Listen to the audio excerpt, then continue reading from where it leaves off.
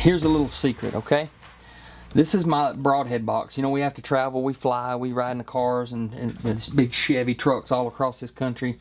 And this is my broadhead box. I want it compact, but you know, if I tote a lot of my broadheads already made, it takes up a lot of room. So what I do is, you know, my go-to blade is that T3, and as you'll see, it looks like a hodgepodge of stuff. Well, I've got nocks in here, I've got lighted nocks, I've got broadhead tools, little stump jumpers and bludgeon points. But when I store my broadheads, I got everything broke down, and then you'll notice all this foam in here. A lot of people do the same things. They get a small tackle box and they just throw it all in there. This is where they mess up. Is the sponge is in there for a reason. One, you have the broadhead ferrules, so the ferrules lay down in here, and that's a sharp point.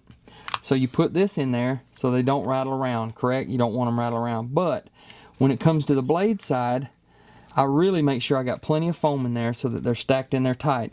But look at all these blades that are in here. If these blades just rattle around, they're touching other metal. So your blades are dulling, people. So if you're taking your broadheads and just throwing them in a box and you're riding them on a four-wheeler or in the truck or in the plane, they're dulling themselves. So when it comes time to use them, they are not to optimum sharpness.